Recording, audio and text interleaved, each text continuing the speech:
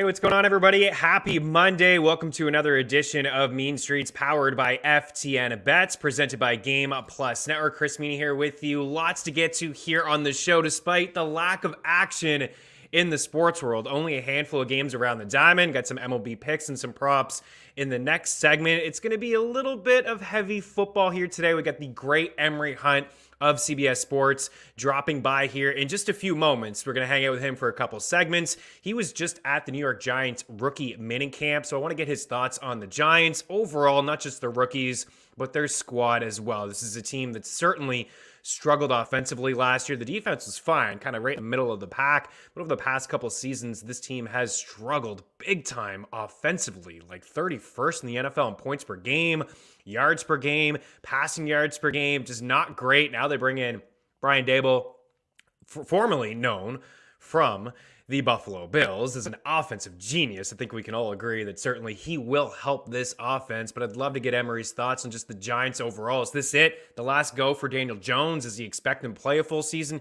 here with the G-Man? Kenny Golladay, can he bounce back? Can he score a touchdown in the NFL? Something that he did not do last year. And of course, they do have a couple solid up-and-coming players, I do believe, on that squad, but can they be fantasy relevant? We'll talk about all that with Emory, just kind of get his thoughts, and I'm just really looking forward to chatting football with him. Of course, we know him as the owner of Football Gameplan, and that's where you can find him on the Twitter machine, Football Gameplan. Just a super intelligent guy, really good at evaluating prospects and younger players. I want to get his thoughts on some of the rookies that were taken in this year's NFL draft class. We'll look at running backs, wide receivers, maybe hit on a couple quarterbacks, but as you guys know, it was a pretty weak quarterback draft overall. I don't think we'll see too many quarterbacks that were taken in this past draft be relevant this year in the NFL, but I could be wrong. We'll leave it to Emory Hunt. He came in here last year and he gave us a sleeper team and a sleeper player. It was Miles Sanders and the Philadelphia Eagles, when everybody, myself included, on this show talking about how long of a season it would be in Philly. Remember, according to Vegas, they were expected to come dead last in the NFC East last year. That wasn't the case.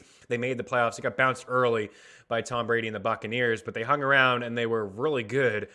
Overall, defense is much better than I think a lot of people expected, and the offense pretty solid. There's some, positive steps last year, week in and week out. They started really slow, but they ended up leading the NFL in rushing yards. Now they got A.J. Brown. We're not really going to talk about the Eagles. We will dive into the NFC East, more so the Giants in that division, but I do want to get some thoughts from Emory on just what was a wild offseason in the NFL. Maybe we'll get a sleeper team or a sleeper player out of him as well. So he is hanging by.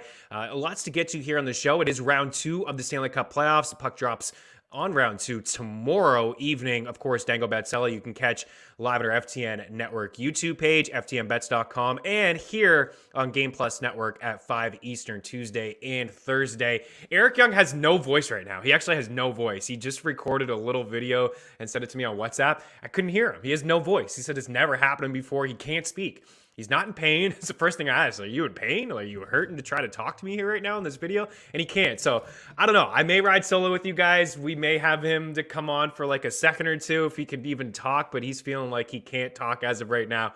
But Dango Batsella will be live tomorrow, and we'll dive into round 2 of the playoffs. And honestly, like, how great was the weekend? Just so many game 7s. I think we had 5 game 7s. We had 2 yesterday where the home team won. And in overtime, the Rangers came back down 3-1 in the series to bounce the Pittsburgh Penguins.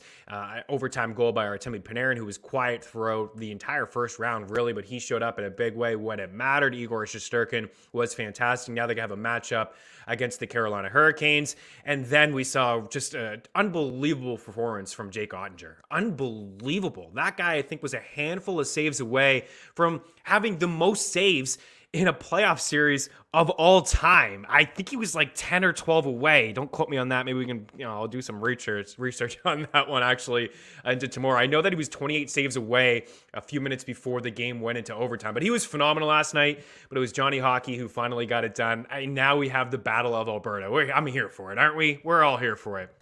Edmonton versus Calgary. Of course, we have the 25-1 Stanley Cup future odds, so we're, backing Calgary here on this show, but that should be a terrific matchup as the Kings got bounced by the Oilers in Game 7. And then we have the Battle of Florida As you saw there on the board, we have the Florida Panthers and the Tampa Bay Lightning. And of course, we're back in the Panthers here on this show as, the 26-1 Stanley Cup future there. And the Leafs, just another season where this team just could not find a way to get it done in Game 7 on home ice. So the two-time defending Stanley Cup champs still alive, and we did get them at plus money to take care of a team that has 0 playoff wins since 2004. I thought that they deserved better. I think, slightly better showing from them this year than last year. Clearly losing to the Habs was, the fan base could not take that. We'll see if there's any changes. I thought they played pretty good. They ran into a team that's slightly better than them, but no Braden Point for a majority of that Game 7. We just make excuses for the Leafs every single year. This time of the year, what happens? Chris Paul gets bounced. The Leafs get bounced. Chris Paul last night and the Phoenix Suns, what the heck happened last night in that game? In the first half, Luka Doncic, 27 points. The Phoenix Suns, 27 points. The big three for the Suns, DeAndre Ayton, Chris Paul, Devin Booker, 1 for 15 from the floor. The only shot that they made was a dunk from Ayton. That's it. They didn't do anything at all in the first half or in the game in general. The Mavs rolled over the Suns. I think a lot of people expected a blowout in Game 7. They got a blowout, but nobody was really counting on the Mavs. I'm a guy that cheers for the Mavs, and I didn't see that coming last night.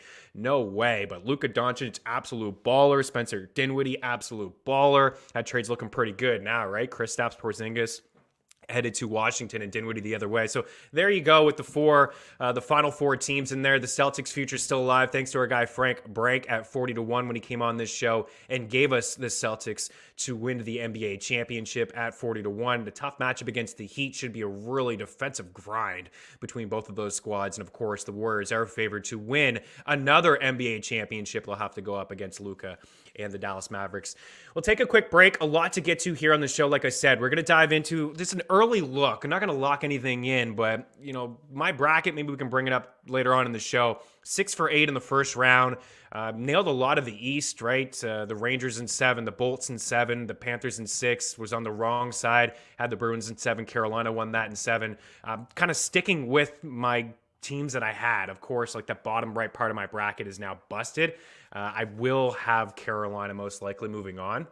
I'm still going to ride with some of the teams that we had in Colorado and St. Louis is that other series, and the Avs are heavy home favorites. So we'll take an early look at those series, maybe take a look at some series goal odds because that worked out for us in round 1, and then tomorrow kind of lock in some picks. And of course, we'll have a lot of greatness over at FTNBets.com. When you have that package, you get all the picks across all the sports from everybody over at FTNBets.com, including projections, tools, Discord channel, all kinds of greatness over at FTNBets.com. All right, we're going to take a quick break. We're actually just right on time for Emory Hunt. I was going to come in here with some baseball picks in block 2. I'll save that. We'll break and we'll bring in Emory Hunt. We'll dive into the New York Giants, some NFL rookies, and a whole lot more here on Mean Streets. Keep her locked.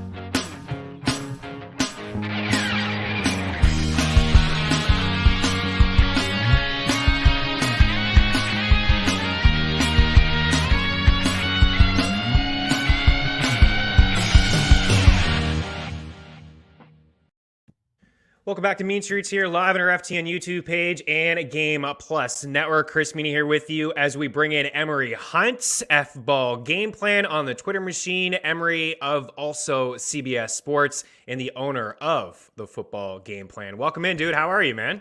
I'm doing fine, man. Always a pleasure to be on the show. Yeah, I love having you. I just love picking your brain when it comes to everything NFL. We'll hang out with you for a couple segments. We appreciate your time, though. I know that you were at the New York Giants Rookie Minicamp. We'll get into that and dive into the squad in just a little bit. But I also know that you're a basketball fan, and I know you've joined some basketball podcasts lately talking about the NBA playoffs. And I saw you tweet last night. Did the Suns realize this is Game 7? What the heck is going on? Man, that was one of the most surprising performances, I guess, from the Dallas side of things and lack of there on the Phoenix side of things. What did you make of that? And what do you make of the Final Four here in the NBA?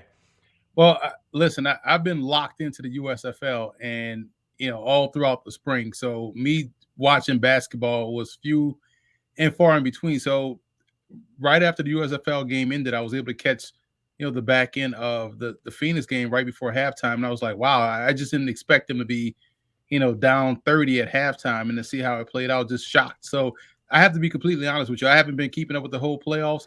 I've been locked into the USFL all spring long. What can you tell us about the USFL? I've watched a few of the games. You are locked in. You're seeing some of the players and some of the talent. What do you make of it so far? I love it. Listen, there's always room for more football, in my opinion. And to be completely honest, I can't wait till the XFL comes back.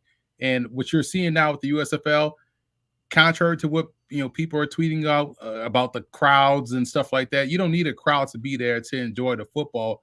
Fox owns the league. They understand not everyone is going to go to the games when one team is named Birmingham and everyone else is from other cities. So the cool part is watching the ratings increase each and every week, and they're out doing soccer, which we know a lot of people in this country love to play like they're passionate about.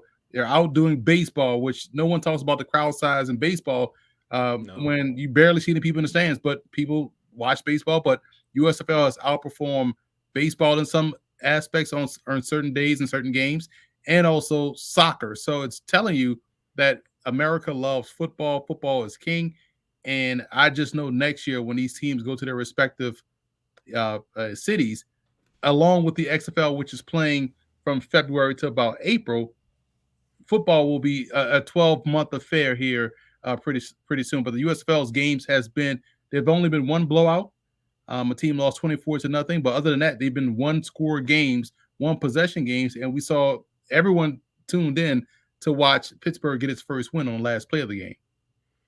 Yeah, very entertaining, right? To your point, no blowouts. Football is king.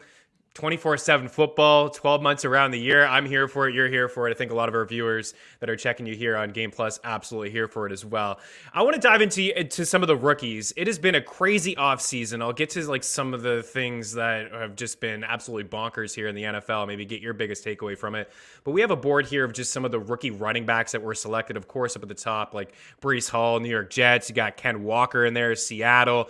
James Cook to Buffalo is a guy. I know that the Bills we're after J.D. McKissick. Now, that didn't work out. Maybe they get a guy in James Cook that can catch a couple balls out of the backfield for them. Bryan Robinson to Washington. Isaiah Spiller, I heard you talk about him on CBS Sports as well, to the Chargers. It's easy to sit here and say, Breece Hall, like the top running back that was selected off the board. Maybe he's in for the best season. But what do you make of some of the rookie running backs that were selected? And maybe give me your favorite. Also, one that you feel like is underrated, maybe not even on this list, Emory. Well, I love the Breece Hall fit, number one, because he's getting paired up with a guy I like last year, Michael Carter.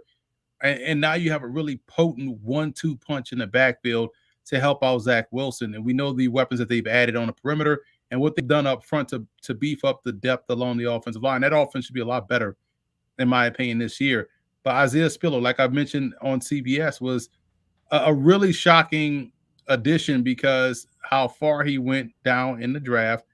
But going to an ideal spot, Austin Eckler has been begging for help in the backfield because he's better suited to be that complimentary guy, that multifaceted guy. And you bring in Spiller, who's someone that reminds me a lot of Jeremy Hill when he was coming out of LSU, when he played with the Bengals and played with the Patriots. He gives them someone that can handle, the first, second down work, but also can be a threat in the passing game as well. I like the fit. So I feel like his addition there is going to make a lot of sense. And I'm a big fan of Zamir White going to the Raiders. I think that's an excellent opportunity for him. He is someone that I think is going to be an even better pro than he was in college, and he was a really good college player. Reminds me a lot of Frank Gore with the knee injury and how he was able to overcome that and just gets better with each and every carry. So I like him going to the Raiders. I just didn't understand the Kenneth Walker to Seattle, because you had Rashad Penny coming off of a very good back end of the season, and you draft a guy in Kenneth Walker who needs carries to be successful, needs volume, but then you still have Chris Carson there too, who you was giving the ball to when you drafted Penny in the first round. So I don't even know what's the role for Walker. I feel like Walker is going to a bad situation. Yeah, and Mike Convery's in the chat, Emory as well. He says he's late to the party. He loves him some Kenny, but even though that fit is brutal in Seattle, kind of what you just talked about. I wonder, when that pick happened, I just wondered if, maybe the Chris Carson injury is significant. Maybe we don't see him. Again, I'm just speculating. I know he missed some time last year, and Pete Carroll in this offense took Penny in the first round a couple of years ago. We finally saw him, I guess, a few years late break out and looked so good and so strong down the stretch. I mean, they didn't even pick up the rookie option halfway through the year, and then all of a sudden he started to ball out. It's like, oh wait, maybe this guy is, what we expected when we took him in the first round a few years ago. Since we're on Seattle, Russell Wilson shipped to Denver, Drew Lock in there, still two really solid wide receivers. How do you feel like this offense is? Do you have any hope or expectations here for Drew Lock in the Seattle offense, or is this a team that you feel like could really struggle on offense this year? It could also be Geno Smith, and if it's Geno Smith gives them probably the best chance to win right now, because he has continuity with those receivers. He has continuity with with his offense, and probably is going to get the opportunity to start right out of the gate as they can continue to work with Drew Lock. So we'll see how it shakes out. Drew Lock, I feel like, needs extended time to play and play through his mistakes. But if you're trying to win games, Geno Smith gives you the best option. We saw that play out when he got the opportunity to play last year where Russ was hurt.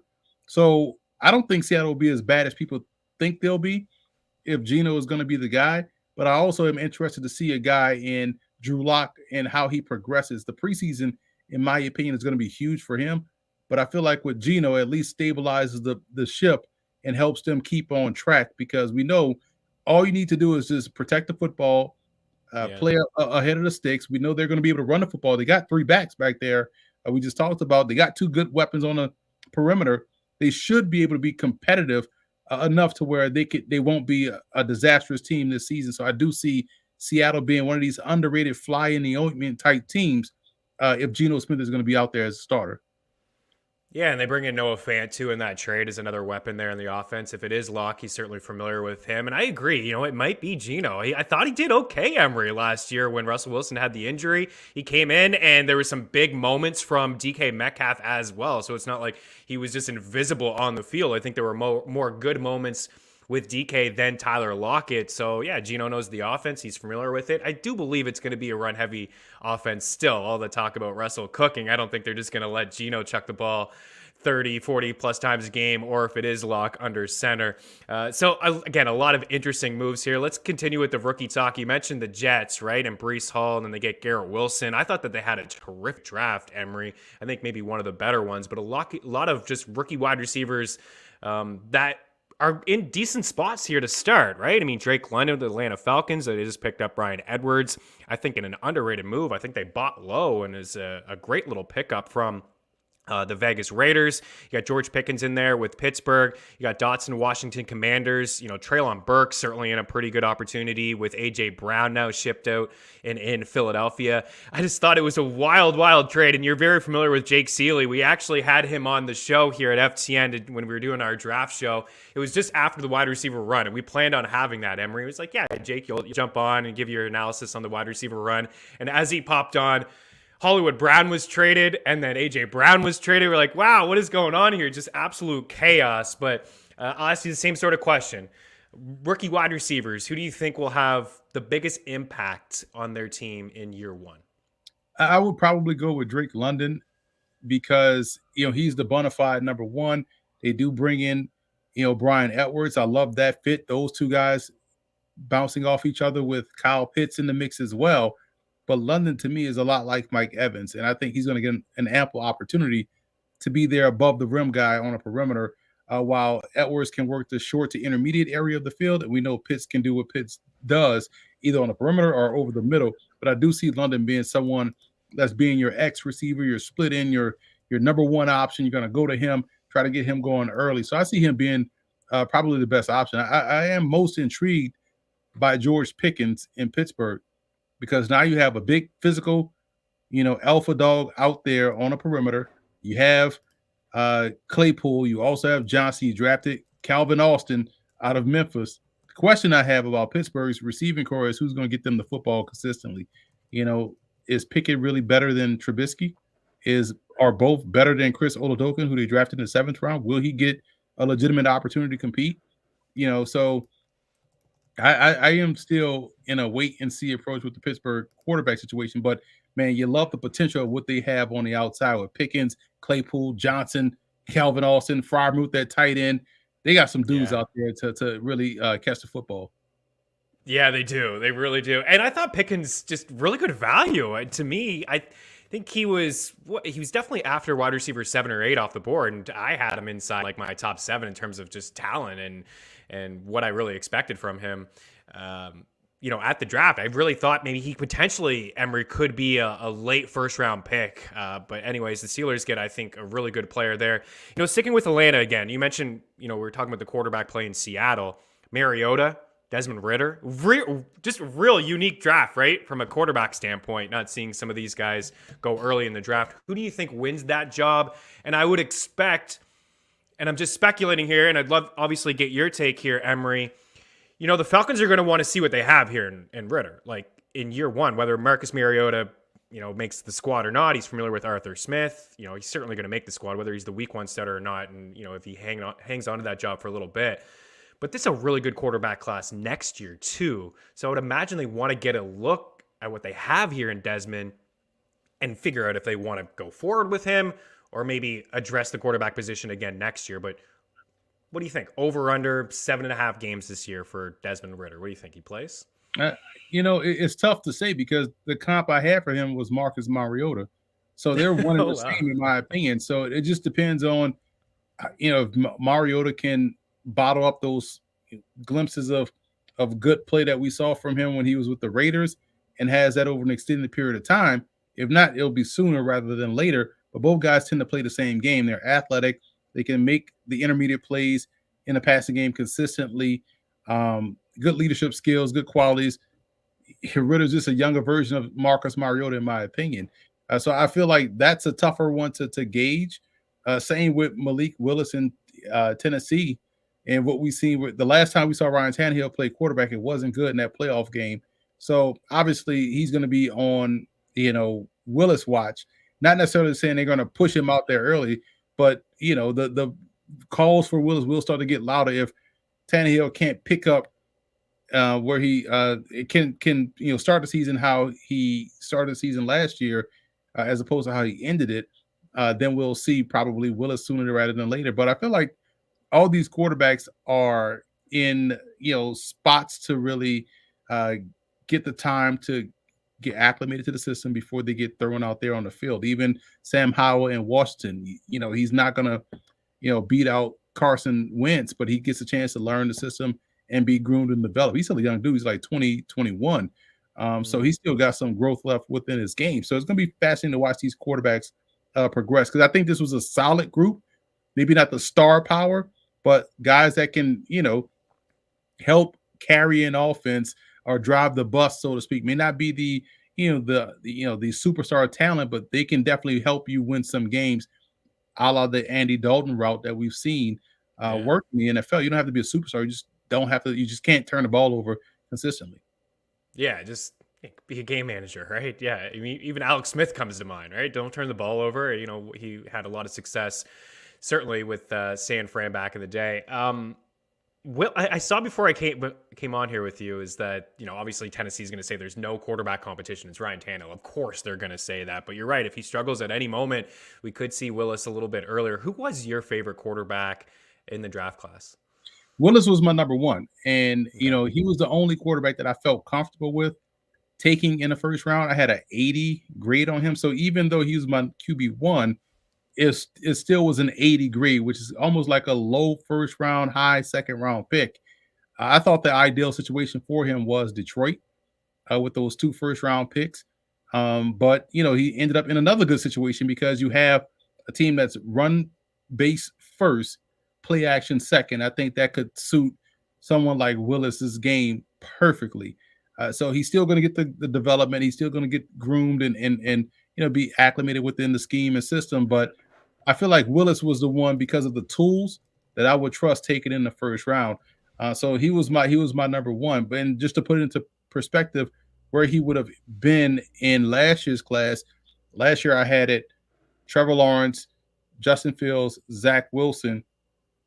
He would have been 4th because I had a higher grade on him than I did a Trey Lance or Mac Jones. Actually, Mac Jones would have been behind Willis, and then Trey Lance would have been if I were to put Willis in last year's class. Yeah, I'm with you, Willis, too. I was shocked, man, that he just kept falling and falling. I thought maybe pick 20 in there to Pittsburgh. I know he was linked, but they took the Pit Boy. But I still felt like he was a low-end quarterback, low-end guy, maybe end of the first round, maybe early second.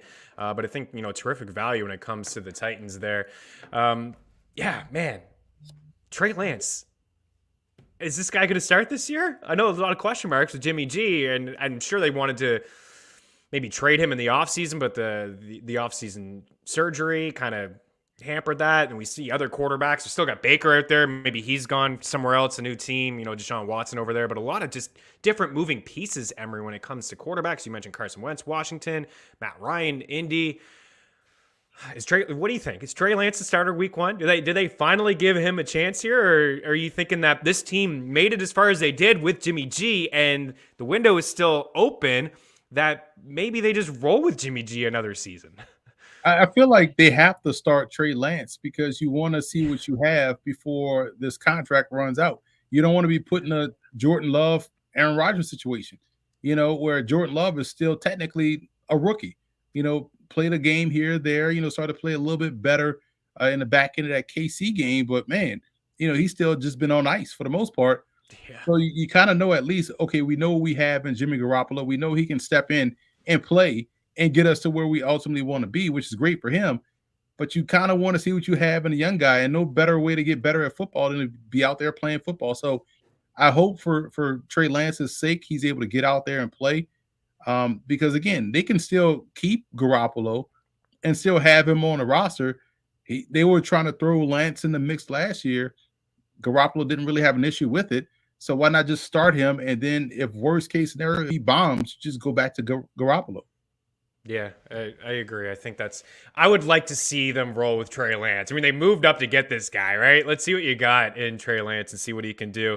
All right, Emory, we'll take a quick break, dude. Hang out for one more segment if you don't mind. I know that you're at the rookie minicamp for the New York Giants. Want to touch base on the Giants as well. And last year you came on this show and you called the Philadelphia Eagles as a sleeper team when nobody was talking about this team even sniffing the playoffs and being as competitive as they are. So I'd love to get a sleeper team or a sleeper player out of you as well. So keep her locked. More football talk here with myself and Emory. Don't go anywhere.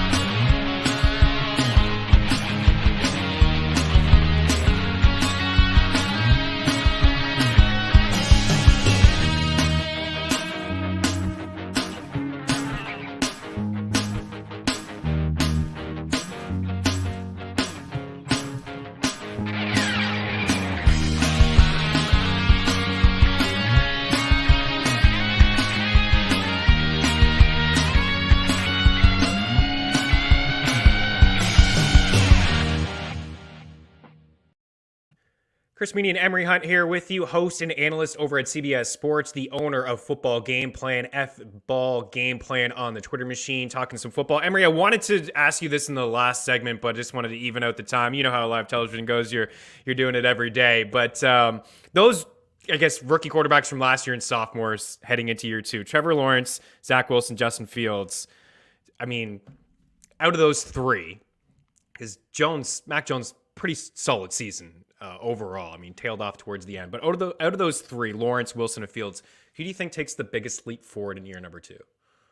That's a great question. I would probably say Lawrence because of the coach that's working with him, and Doug Peterson. We know what he does with the quarterback position. We know what he can do within the offense. They got talent. Don't get me wrong. They brought in some receivers to help them. You get Travis Etienne back, which is almost like a bonus rookie because he missed all of last season to go along with James Robinson. So they got some pieces, and they're much better defensively from a personnel standpoint than given credit for. I think the secondary is going to be vastly improved. You add Trayvon Walker, you hope that he can be a pass rusher to go along with Josh Allen, so we'll see. But I think from what the expectation was for Lawrence, to answer your question, he would be the one that makes the biggest jump based off what the expectation. But I love what I'm seeing from what the Jets did because Zach Wilson has two running backs, multiple receivers, a litany of tight ends, and the defense is going to be better. You get Lawson back healthy. He missed last year. You improve on the back end with some more talent. Sauce Gardner, along with what you drafted last year, that played really well in rookie corners. And you have so much talent on that defense for the Jets. I feel like on paper alone, just off talent and on paper, they have more talent pound for pound than the New England Patriots. So really it's going to be on Zach Wilson making that jump in year two. So I would probably go 1A Lawrence, 1B Zach Wilson. Yeah, I love the addition of, I mean, it didn't seem like there was any structure last year with the Jags, right? Just a complete shit show. Let's be honest about the whole situation. It was not great for rookie quarterback Trevor Lawrence, and even rolling out Carlos Hyde early in the season instead of James Robinson, who you were on a couple years ago as like a breakout candidate. And I mean, the talent-wise, you're not comparing the two, but Carlos Hyde was kind of getting in the way early on in the season. Then ETN, you mentioned, didn't play a snap in the NFL, and you bring in Christian Kirk, say what you want about the contract, but he's another weapon there for Trevor Lawrence. Evan Ingram as well, moving from the Giants. We'll get into them in a little bit. But yeah, I really like the Jets draft, man. I thought it was great. I mean, Sauce Gardner looks like an elite corner. I mean, he hasn't played an NFL snap yet. The dude didn't give up a touchdown in 3 years. I saw a crazy stat. I know you're well aware of this, is that in all of the games that he played, a quarterback didn't complete 2 passes on him in one game. Not 2, just 1. That's it. It's crazy. It's wild. We'll see what he can do in like press coverage and all that good stuff when we get into the NFL and starts going up against some stiffer talent. But I really like the Jets, right? Elijah Moore, the 2 running backs you mentioned, Garrett Wilson, C.J. Uzomah, one of those multiple tight ends that they do have there. So the Jets are certainly on the rise. And the Giants, I thought, had a pretty good draft as well. You know, with the first couple picks, right, addressing at edge with Thibodeau, maybe arguably the best edge guy here in the draft. And then Evan Neal, offensive tackle, certainly something that they needed as well at pick 7. So 5 and 7, I thought they did pretty well. You were at the rookie minicamp there. What did you take away from it? Any rookies that really stood out? Maybe underrated rookies? And just kind of walk us through what you thought of the Giants draft. You know, the first 2 picks were slam dunk home runs. The back end of the draft is where you have some questions, you know, in terms of where they could have gone, or what were the needs, and what they could have addressed. I know everyone points to Wanda Robinson. They have a role for him. I think he's going to be utilized in that, you know, kind of a Swiss Army knife role. You know, you can hand him the football. He was a tremendous tailback going into Nebraska and at Nebraska for his freshman season before making a move to receiver and then going on to Kentucky and playing receiver as well. So I think they have a role for him. I thought they did a great job in the undrafted free agent market. Their fullback, Jeremiah Hall, was my number 1 fullback, and he is someone that can tote the rock as a single back, play inline tight end, play H-back, play traditional fullback, can get deep down the field in the passing game. He's another versatile player. My number 1 running back was an undrafted guy. They got him in Jashawn Corbin. I think he's going to be their number 2 back because he has the elusiveness, the quickness, the burst, the vision to be successful. So they clean up there. And what I noticed from camp was, and I tweeted this out, was about the secondary. They drafted Cordell Flott out of LSU as a slot corner. He's 6'2", about 175, or 6'1", 175, somewhere around there. And everyone else in the secondary, from undrafted free agents, Trenton Thompson out of San Diego State, a combo safety, was my number 6 combo safety. I had a nice grade on Darren Evans, Flott's teammate at LSU, but was sort of a big fish in a small pond. At Nichols, he was the FCS All-American, transferred to LSU, he just got caught in a depth chart shuffle there. And Zion Gilbert out of FAU, 6'3", 177, undrafted free agent, had a pretty good grade on him too. So when you look at all of those guys lined up out there in the secondary, you're like, man, they have one of the lengthiest secondaries that I've seen. And that is going to be a philosophy change. So everyone out there was looking like, Cordell Flott in terms of how they're built. They're long, they're twitched up, they're athletic. So you see the philosophy switch from, what they've had in the past to now a Wink Martindale defense. They're going to be able to get pressure up front, and they're going to be able to clog up windows on the back end with these lengthy, athletic defensive backs. And so I'm excited to see how it plays out when the veterans get there. But just from the rookie mini camps, you just notice the length in the secondary. You notice the quickness and speed and size from Thibodeau and also Evan Neal. But you also notice what potentially could be their plan with Wanda Robinson. Yeah, I mean, Brian Dable comes over. He's done a really good job with the Bills over the past couple of years, right? Give him an offensive element. From a betting standpoint, the Giants are really not expected to do a whole lot here. I mean, you see there, it's a playoffs plus 250, Super Bowl 130-1, to win the NFC East plus 900, win total 7. They had 4 dubs last year, but look at the ranks on the left.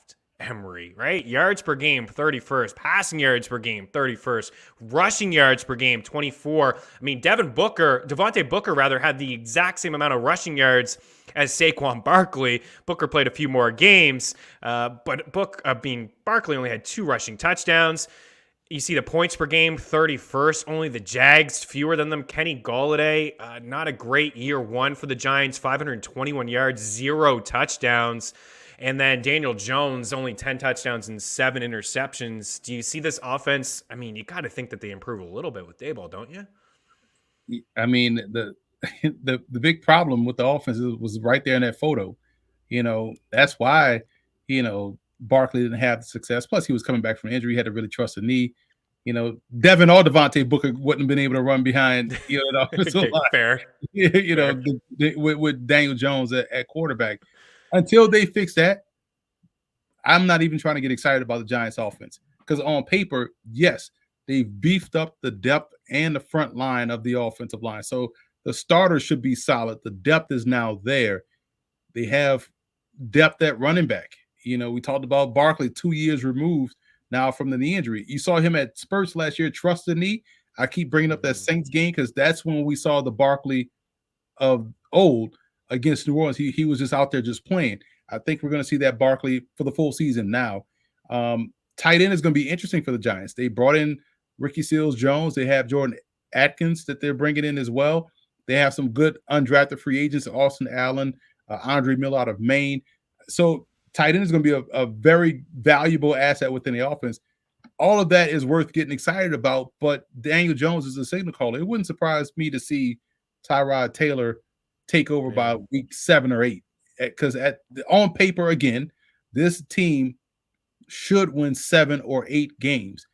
Quarterback is the difference between them being better than Washington or being last place. Yeah, for sure. They need to figure out the quarterback position. I'm sure that they will next year. I thought that they would bring in Mitch Trubisky. I don't know. I was kind of buying into the narratives and, Daboll with Buffalo and Trubisky. I thought potentially, not that I feel like he would be the answer. We touched on him in the last segment, but I think, honestly, it may have been a little bit of an upgrade there on DJ. We'll get you out of here on this. We only got about a minute, Emory, since you called it last year. We'll put you on the spot. Who's the sleeper team or player this year that maybe not a lot of people are talking about? Tua Tagovailoa, I'll give you that one. I think people are sleeping on what the Dolphins added. And it's funny because I talked about the Eagles last year, and my number 2 quarterback in that draft class was Jalen Hurts. My number 3 is Tua. But let's be completely honest. As much as people love to talk about Justin Herbert and try to put him right there next to Tom Brady and say he's the elite player, him and Tua have the same amount of playoff appearances. Him and Tua have virtually the same record in the NFL as a starter. Tua hasn't been terrible, but I feel like the same people that are saying tank for Tua are now the ones that are killing him. When Justin Herbert in big games has folded as well. Herbert has great talent, clear talent. You love the fact that he's been able to do what he has been able to do. But if being completely fair and honest, they've come up small and need to win to get in game situations with the Chargers. They don't play their best ball against great teams. I think the Dolphins, quite honestly, could find themselves in the playoffs. I think Tua is the breakout star this year. The sleeper star and sleeper team are the Dolphins, in my opinion.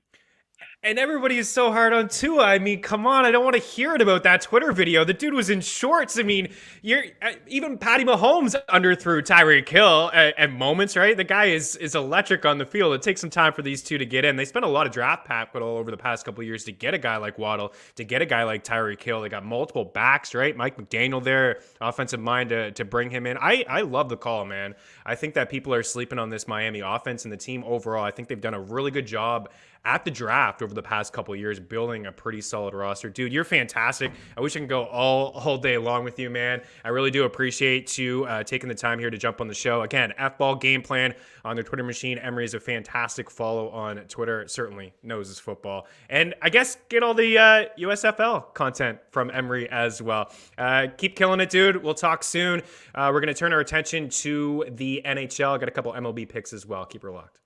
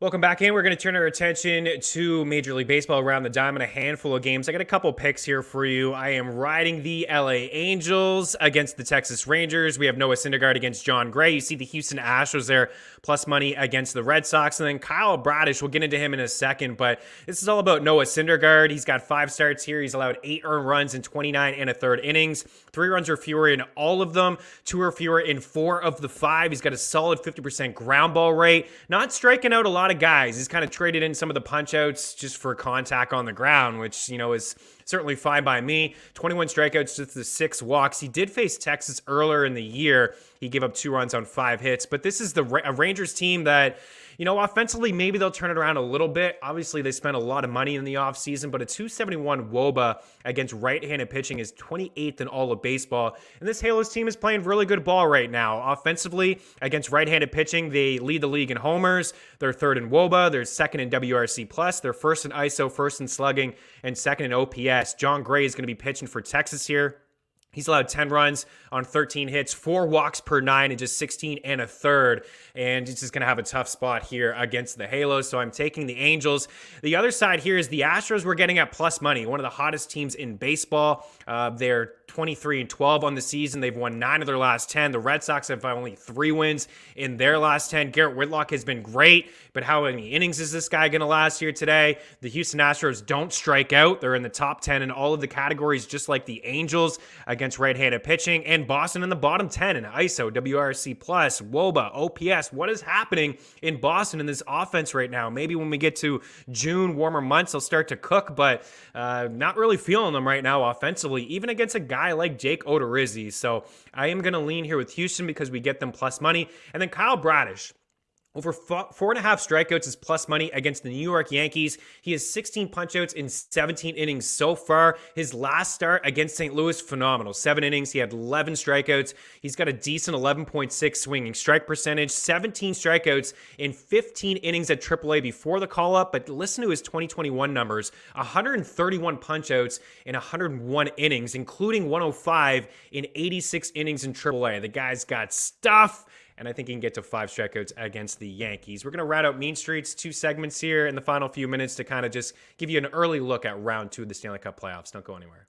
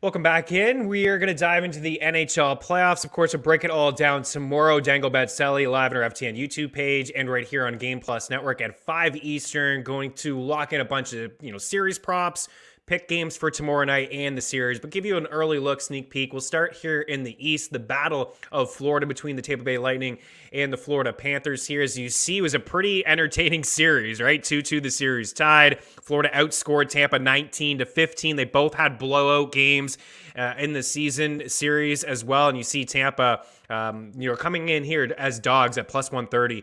I'm going to lean here with Florida, probably in 6. This is what I expected these two teams to meet up in the second round. Braden Point did not really play a whole lot in Game 7. I don't know if it was a knee, if it was a hammy. He was unable to play. I think I don't want to say it's a significant injury, but I don't know if he's going to be able to play through this. That's a huge loss, taking away Braden Point. I think Tampa limped by against the Leafs. Vasilevsky was not strong apart from Game 7.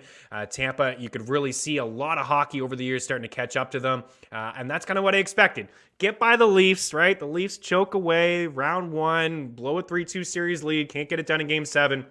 I think we'll see the Panthers as they started to get better with each game that happened in that series against Washington. Down 2-1, came back and won that series. The goaltending hasn't been awful. Barkov at plus 550 to lead the series in goals is interesting, but why not ride this out with Carter Verhaeghe? 6 goals and 12 points in the first round, 12-1. And I think Giroux, his last 2 games in the first round, spectacular hockey. I think he is interesting at 13-1 as well. Chris, you made me 900 with Tampa and Florida exact series bets. Let's roll and get it again. Respect. Love it. I'm glad it worked out for you, dude. The other matchup in the East, the Rangers and the Hurricanes. I was wrong about Carolina. I mean, I had them to lose in 7. I just wish I didn't come off of them with the whole Frederik Andersen thing, but nonetheless, Antti Raanta was solid. Igor was good in 2 of the 7 games, really. I think Carolina wins this one in 6. You see they won the season series 3-1, and a couple games towards the end of the season when the division was on the line and Carolina managed to have their way with them. I think Svechnikov at 7-1 to lead the series in goals is a pretty strong bet. Maybe Mika at 9-1. He started to come on strong late in that series as well. So that's the East. We'll wrap up the show with the West. Keep her locked.